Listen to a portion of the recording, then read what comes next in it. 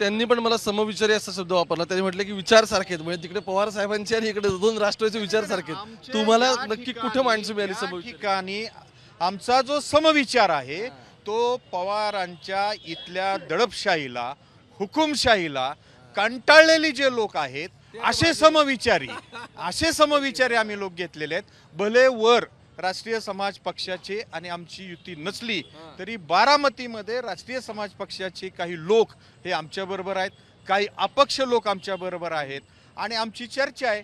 आता ती किती पत यशस्वी होती, काय यशस्वी होती रासप म्हणजे जानकरांचा म्हणताय? जानकरांचा पक्ष तुमच्यासोबत येते. त्यांचे काही उमेदवार हे आमच्या संपर्कात आहे, आम्ही त्यांच्या संपर्कात आहे. त्या ठिकाणी आमचे उमेदवार उभे केले नाहीत, तिथं आमची त्यांच्याबरोबर आघाडी होणार. म्हणजे तुम्ही समविचारी असं जुळून घेऊन सगळे विचारी म्हणजे बारामतीच्या दडपशाहीला कंटाळलेल्या लोकांची आघाडी. काय दडपशाही केली तुम्ही? काय झालं?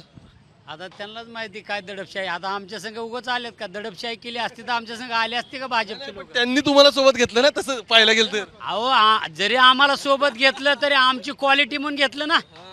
आमची क्वालिटी आदरणीय अजितदादांना बघतानीच त्यांनी म्हणले की याला कामाचा माणूस आहे, त्यामुळे त्यांनी घेतलंय.